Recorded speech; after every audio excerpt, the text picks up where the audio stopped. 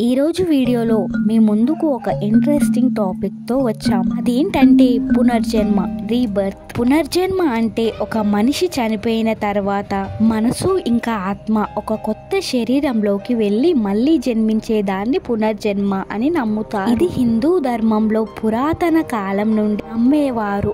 ఆత్మ అనేది శాశ్వతమైనది. మనిషి చేసిన పాపం పుణ్యం ఆధారంగా మళ్ళీ జన్మించే అవకాశం ఉంటుంది చెబుతున్నారు. కానీ వాళ్ళకి గత జన్మలో జరిగిన సంఘటనలు కానీ వ్యక్తులు కానీ ఏమీ గుర్తుండవు అని చెబుతుంటారు.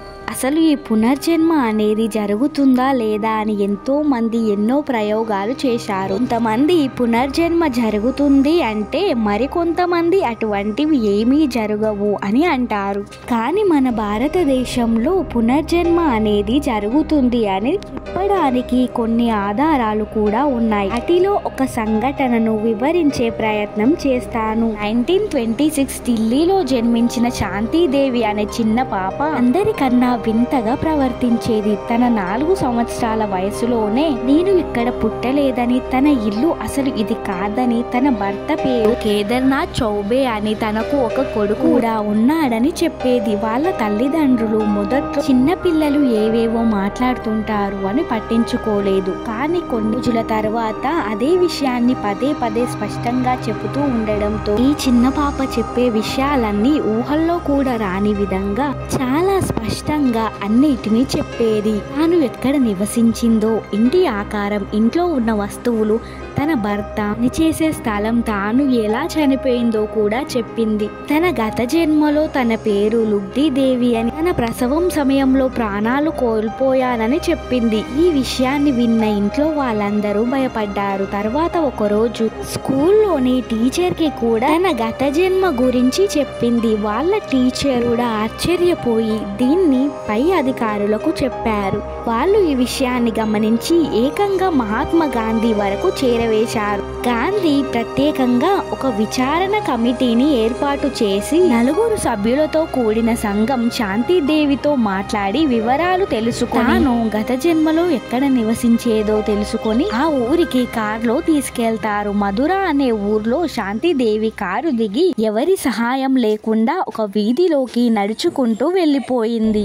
అందరూ ఆశ్చర్యంగా చూశారు. ఒక ఇంటి ముందు ఆగి ఇక్కడే నేను గత జన్మలో నివసించానని, ఆ ఇంటి లోపల ఒక వ్యక్తిని చూసి అతనే కేదార్నాథ్ చౌబే అని చూపిస్తూ ఈయనే నా భర్త అని అతన్ని పట్టుకొని ఏడ్చేసింది. ఇంకో పక్క ఆమె చెప్పిన ప్రతి అంశం నిజంగా ఉండడంతో 9 సభ్యులంతా పూర్తిగా షాక్ అయిపోయారు. ఆ అమ్మాయి తన పూర్వజన్మ భర్తతో జరిగిన విషయాలంతా చెప్పింది. కానీ ఆమె రూపం, ఆమె ఒక చిన్న పిల్ల కావడంతో కేదార్నాథ్ గారికి ఇంకా నమ్మకం కలగలేదు. దాంతో వారిద్దరూ ఒక రూమ్ లో పర్సనల్ గా మాట్లాడుకున్నారు. ఆమె వారిద్దరికి మాత్రమే తెలిసిన కొన్ని విషయాలు ఆయనకి చెప్పింది. అందులో ఒకటి, చనిపోయేటప్పుడు ఆయన తనకి ఇచ్చిన మాట ఏంటంటే ఆయన ఇంకో పెళ్లి చేసుకోనని. ఆమె చనిపోయేటప్పుడు మాట ఇస్తాడు, కానీ ఆమెకిచ్చిన మాట తప్పి మరో పెళ్లి చేసుకున్నాడు. మీరు నాకిచ్చిన మాట తప్పారా అని అడిగింది. ఆ మాట వినగానే ఆయన షాక్ అయ్యారు. అండ్ దీంతో పాటు సెకండ్ క్వశ్చన్ కూడా అడిగారట.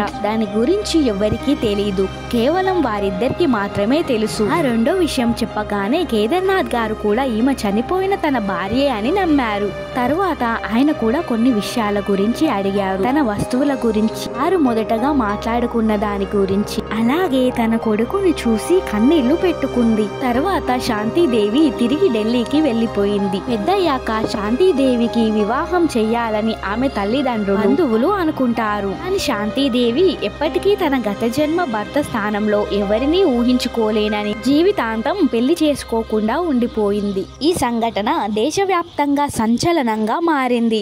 పత్రికలు, రేడియోలు, విద్యా సంస్థలన్నీ ఈ కథపై చర్చలు పెట్టారు. చాలా మంది పరిశోధనలు చేశారు. ప్రపంచవ్యాప్తంగా, ముఖ్యంగా అమెరికాలోని వర్జీనియా యూనివర్సిటీలోని ప్రొఫెసర్ డాక్టర్ ఇయాన్ స్టీవెన్ అనే సైంటిస్ట్ ఈ సంఘటనపై రీసెర్చ్ చేశారు.